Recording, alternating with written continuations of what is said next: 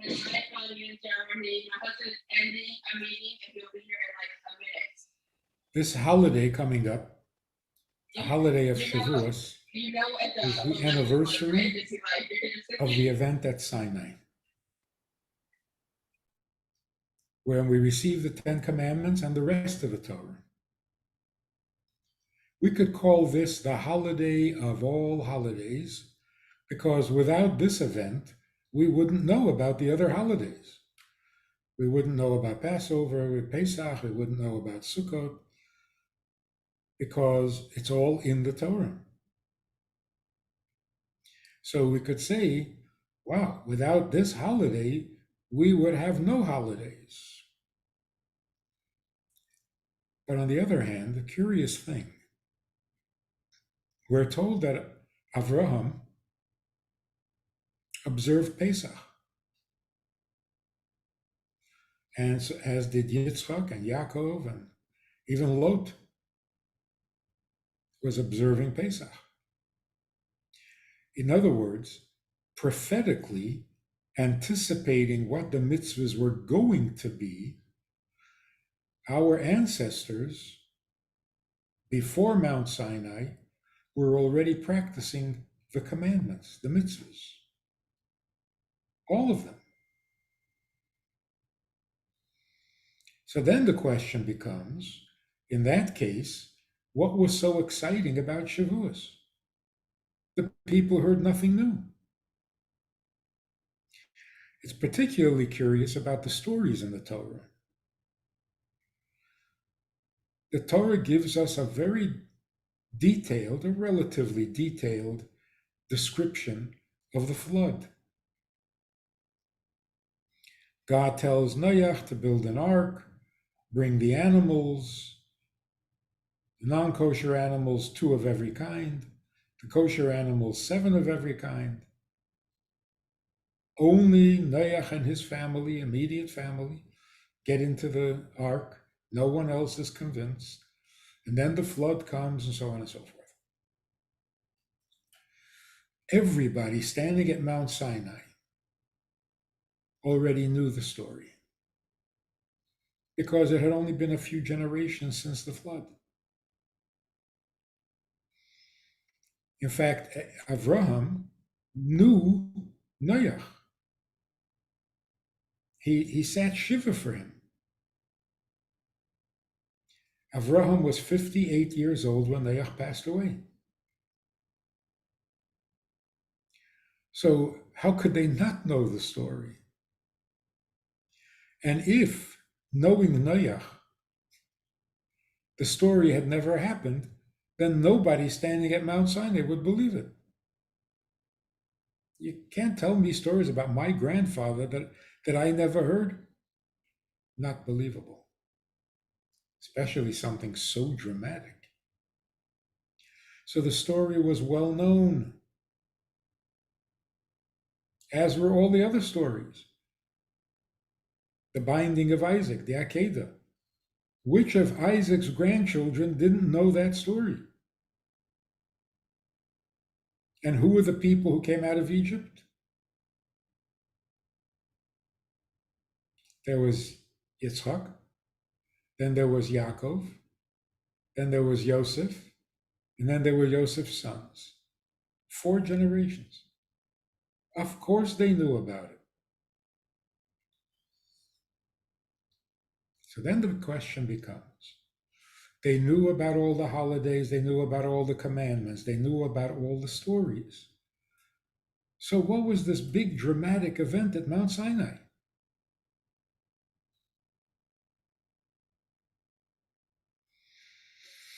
And it is a big dramatic event. The world changed. The cosmos changed. Even nature changed. Because God came down to Mount Sinai. Now, whatever that means, which we're not going to get into right now, what does it mean God came down to Mount Sinai? God is everywhere. He doesn't have to come down.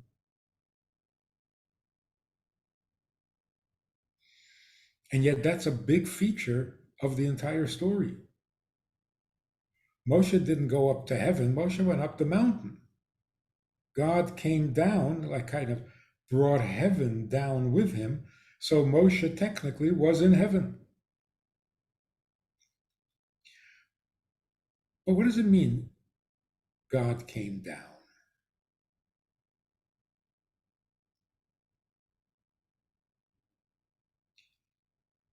Something like this.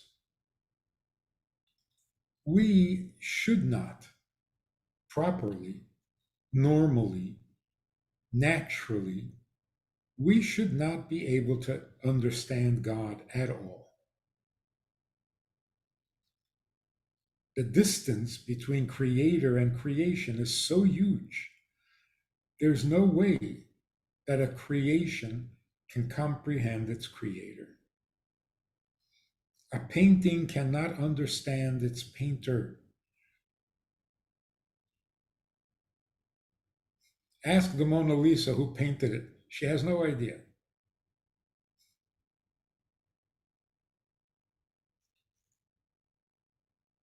And the difference between a painter and a painting is not nearly as great as the difference between God and his creation. Because the painter is finite and the painting is finite.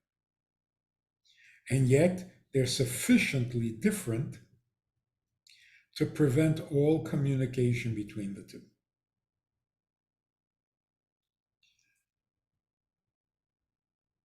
That's how it ought to be. But that is not to God's liking. God came down to Mount Sinai means God made himself knowable. That's why it's called revelation. Something was revealed. Not the commandments, they already knew the commandments. So, what new information, what new experience, what did the revelation at Sinai reveal that people didn't already know? So, it was not the commandments, it was the commander. God himself was revealed. And what does that mean? We didn't see him. It wasn't a visual. God was revealed because he made himself known. So we read in the Tanya, God is unknowable. Les machshavot tfisabe. No thought can comprehend God, not even thoughts of angels.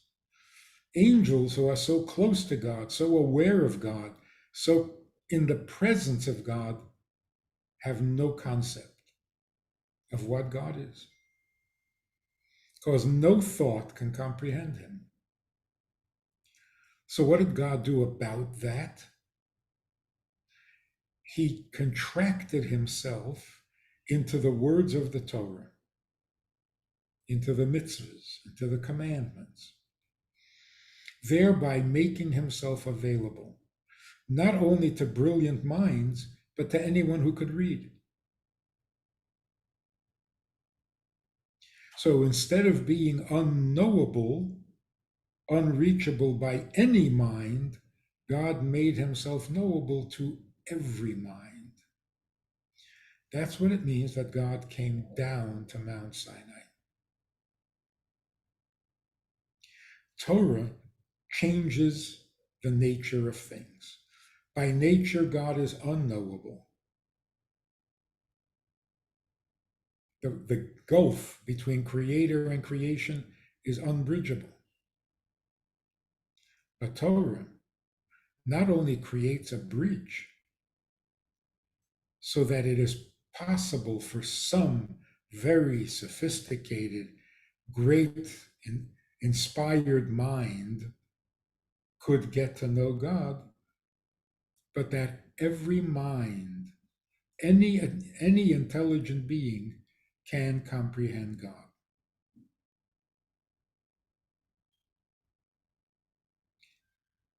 That's a change in nature, in the nature of holiness.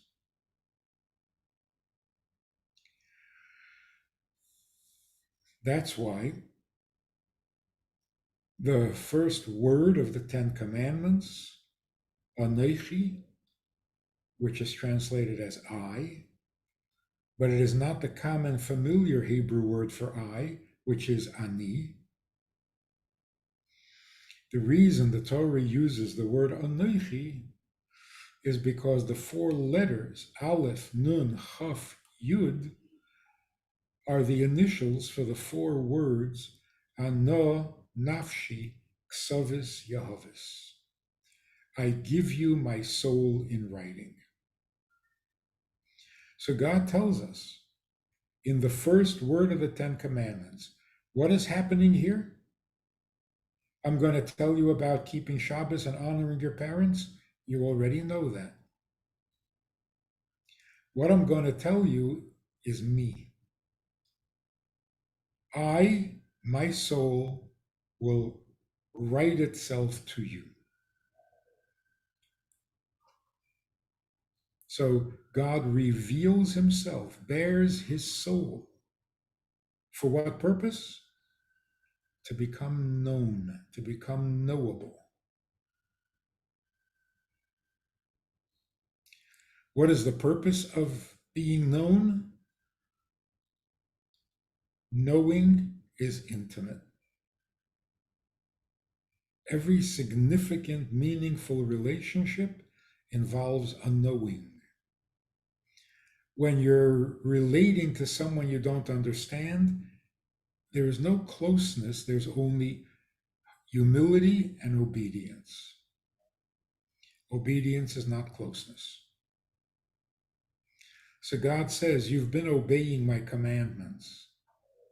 Now I want to take it a giant step forward. I want to show myself to you in the commandments, in the writing. Now you will get to know me as I know you, and that is an intimate bond. Let's take this a little further, a little deeper. How is it possible for an infinite God to be understood by a finite mind?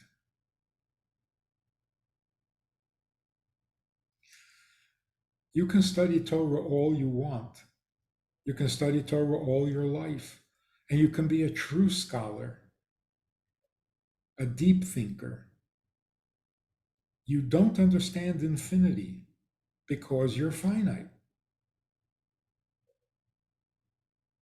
Sure, you know God can't be finite, so he must be infinite. But what is infinite? I have no idea. How could I? So even after studying Torah, the word infinite is still a mystery to the finite mind. In other words, the violation of nature is too simplistic an explanation. By nature, the infinite and the finite, never the twain shall meet, but the Torah created a greater than natural phenomenon, a supranatural phenomenon, and the finite and the finite, the infinite and the finite met. Well, there is one way in which the infinite and the finite can come together, and that is if the infinite gives up its infinity. In other words, I can understand a finite part of the infinite, but I can't understand infinity. Or if the infinite makes itself available and present in the finite has to give up its finiteness. It has to become infinite. And we know that that hasn't happened.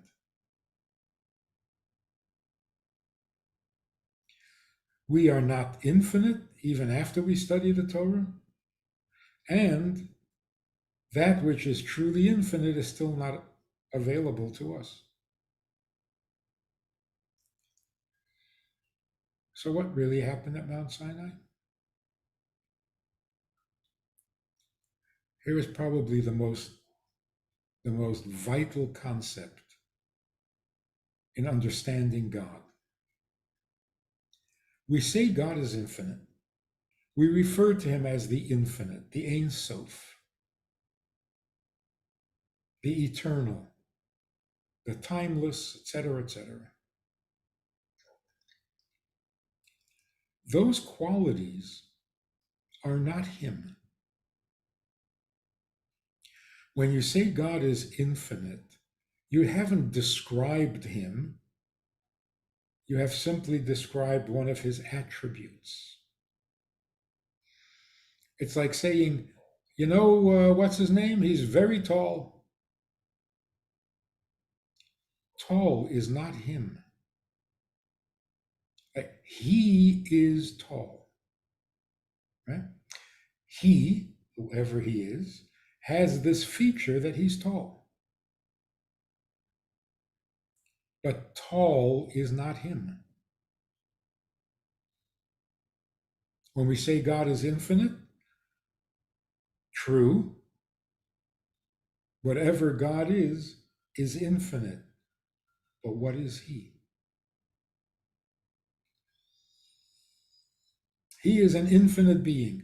That's not describing him, right? Whatever he is, it's infinite. But it doesn't tell you what he is.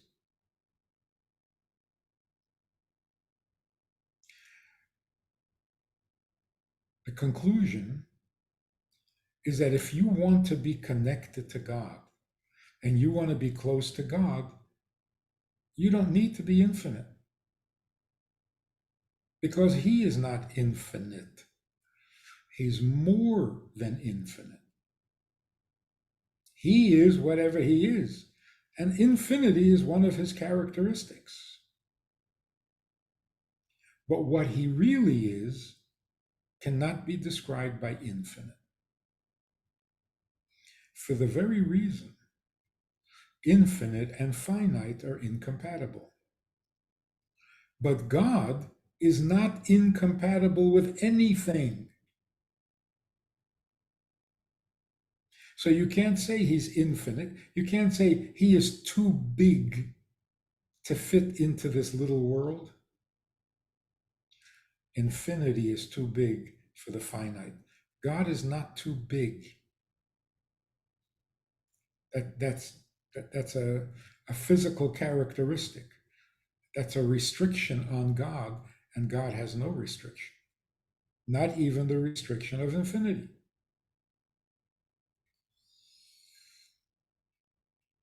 Same thing is true with holiness. God is holy. Who says this? The angels.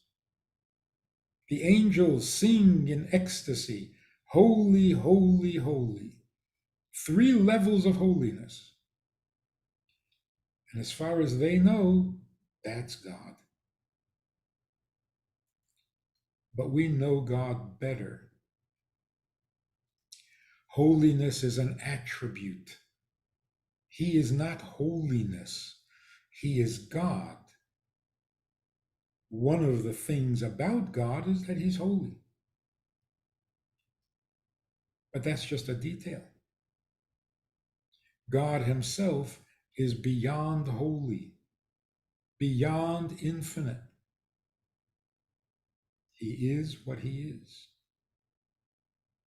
So nothing is too small for God, just as nothing is too big for him. So you can say infinity and the finite cannot meet.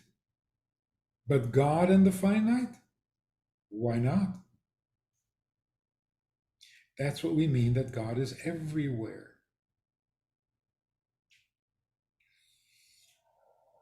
Not because he's so big, but because he's so true.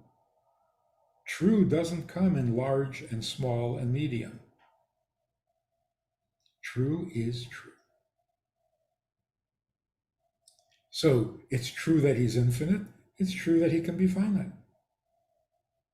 Because infinity does not lock him in. Is making sense? You cannot put rules on God and say, oh, he's too big for that. He's not too big. Bigness doesn't dictate to God. So how could God possibly be concerned about such tiny things as the source of the meat in your sandwich? How could he? How could he not? Oh, it's so petty, it's so small, and he's so big. Don't describe God as big. God is big enough for anything and small enough for anything. God is holy or not. God created holiness. What is God? Something much more. Now, what does it mean that God makes himself available? Not his infinity. He doesn't make his infinity available. He makes himself available, which is much greater than infinity.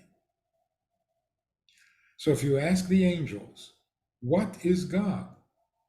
They say infinitely unknowable. Ask the Jewish people, what is God? He's my God. He made himself known to me. Much greater than an angel. Ask an angel, what is God? He says, holy, holy, holy. Holy is incompatible with mundane. You can't mix holy and unholy. They don't go together. But can God be in a place of unholiness? Well, of course he can. He created the unholiness. The unholiness can't exist without him. Nothing can. So it's like, not a perfect example, but useful. You may not approach the king. That's against protocol. In fact, at times the rules are so strict, anyone attempting to approach the king is shot on the spot. Is that because the king is unapproachable? Much to everybody's surprise, they get to know the king and he's very approachable. He is very open to visiting with whoever wants. He will hear you out patiently. So, what's with the protocol? The protocol is simply the system in which government works. It doesn't describe the king. So, when the king is in a good mood, he dispenses with the protocol and he comes out and chats with the people.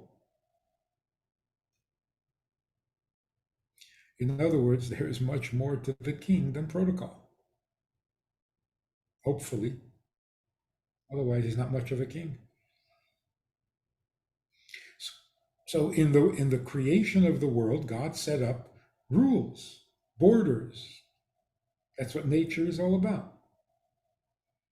There's night and there's day. There's a border.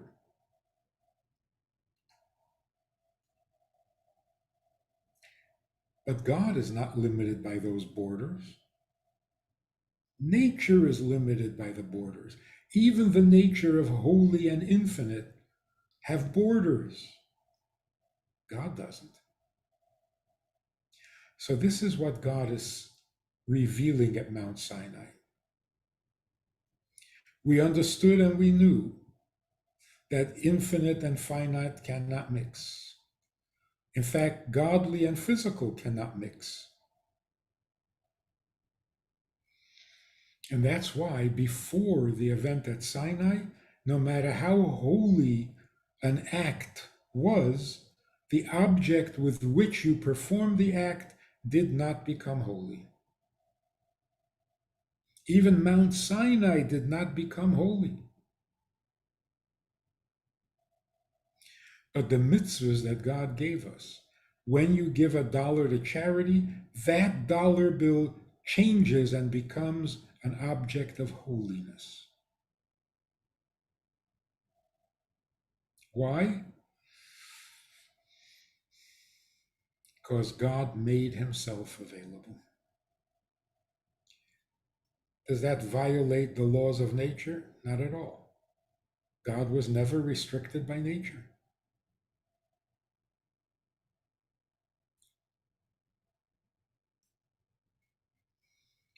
So, what exactly happened at Mount Sinai?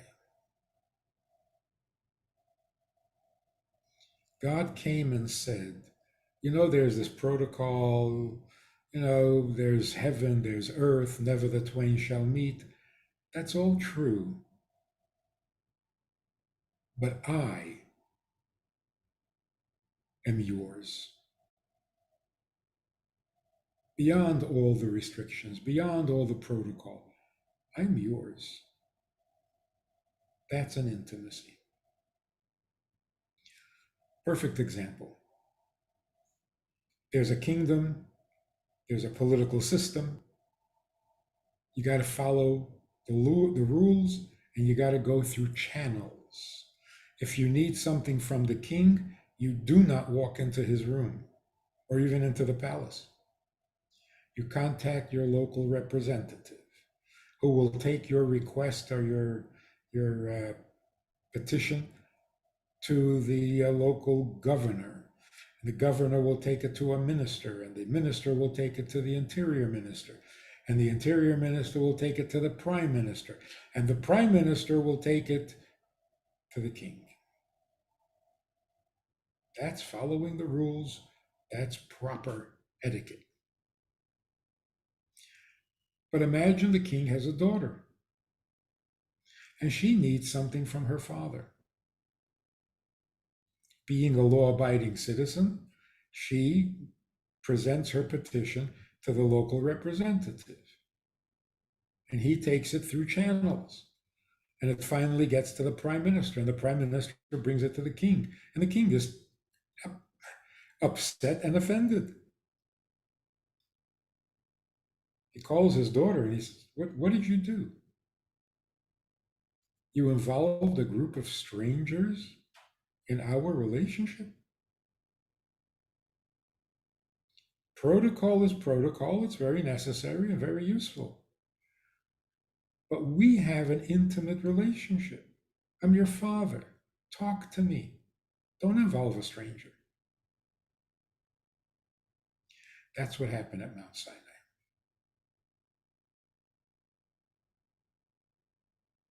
We went beyond the protocol. That is not a change in nature. That's transcending nature where there are no contradictions. That the king can take off his crown and sit down on the floor and play with his granddaughter, that is not a violation of nature. Because nature does not oppose God, does not restrict God, does not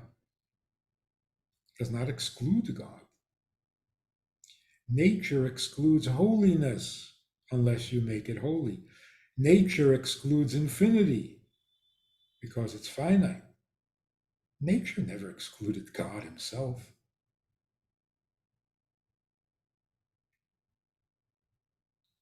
One final thought. The Ten Commandments given at Mount Sinai were engraved in stone. What is stone? The most mundane object, lifeless, colorless, tasteless, unchanging. In one word, essential. Its existence is an essential existence. It is because it is, and it doesn't have to do anything or become something. It just is what it is. When God gave us his commandments, he was saying, no embellishments, beyond love, beyond spiritual feelings, beyond religious excitement, and just us. Simple. I'm your God, you're my people. That's it. Engraved in stone. What does it mean engraved? Engraved means you don't bring together two different objects, as in writing, painting. In a painting, you put ink, paint on a parchment, on paper.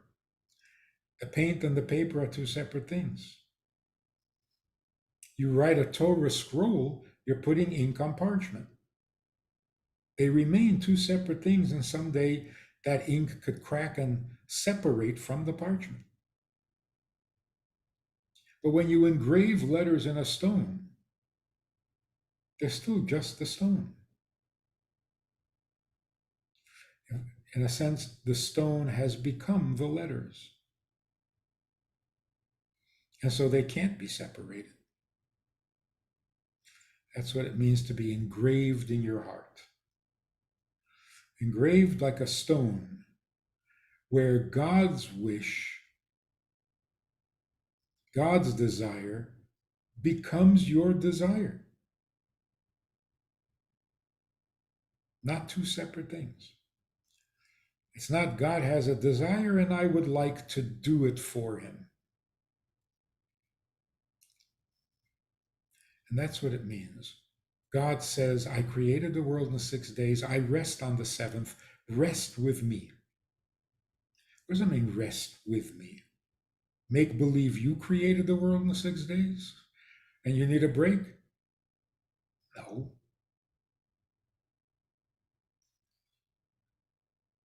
It means when I am restful, you should be restful, not mimicking me,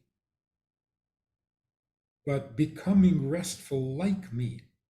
You are now restful, just as I am restful on Shabbos. You become Shabbosdik. When we perform a mitzvah, now that God made himself available, we're not just obeying, we're being him. It's engraved in our hearts, in our minds, in our soul. In other words, the connection is real. It's not like a teacher and a student, not even like a father and a child. Closer than that. I am yours, you are mine. That's what God said at Mount Sinai. He didn't say, you will now become saintly, you will now become perfect. No, he said, you will now be mine. Va'atem tihiyu li. You will be mine. Who is mine? Mine means God, not infinity. So in a sense, here's what we're doing on Shavuos. On Shavuos, we say to God, I don't care if you're infinite. I don't care if you're endless. I don't care if you're eternal. I don't care if you're all knowing or all powerful and almighty. I don't care. I just want you. You are my God. You are the God of my fathers, my ancestors. You took us out of Egypt. You gave us the Torah. You're our God. Are you powerful? I guess. If you say so. Are you infinite? Oh, that's good. I don't really care about that. It's you. How do I respond to you? I want to know you. Know what you want. Know what your purpose is. Know what pleases you. Know what disturbs you. That's called getting to know. And that's why this holiday is very different than the others. There's no particular mitzvah. What are we supposed to do on the holiday of Shavuos? Nothing unusual. Nothing. We don't blow the shofar. We don't shake a lulav and esrog. We don't sit in a sukkah. We don't eat matzah. What do? Okay, we eat ice cream. But that's just a custom. It's not written in the Torah.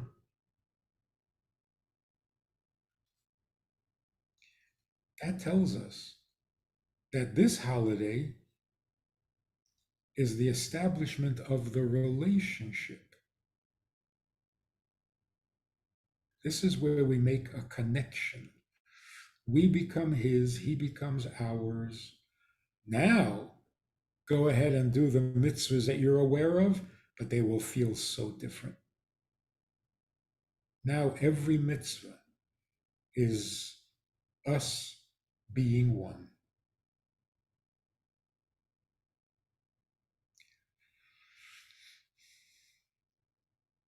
So the way to receive this holiday and this relationship, what are the two conditions for an intimate relationship? Joy and intimacy. It has to be joyful and it has to be deeply personal. Just me and you. I'm not looking for holiness. I'm not looking for infinity. I'm not looking for anything awesome and impressive. I'm just looking for you.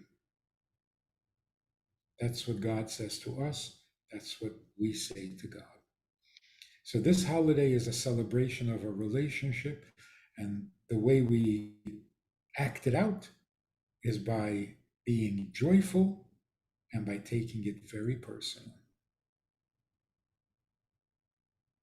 This is you. This is your God. Somebody said, so what should I do about that? Hey, it's your God. It's your relationship.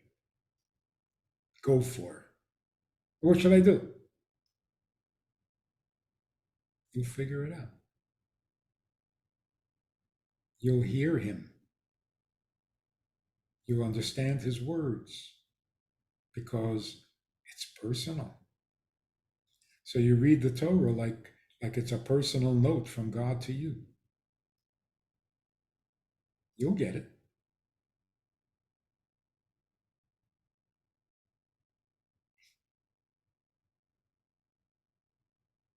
So, a happy Yontif and a deeply personal one. Those two things come together. When you have a deep personal relationship, you are happy. Or at least you should be, if you don't want to ruin a good thing. Without that, there is really no happiness. If you're alone in the world, so Gut Yontif, Chag Sameach, happy holiday to everybody, Jew and non-Jew, because without the Torah, we would know nothing.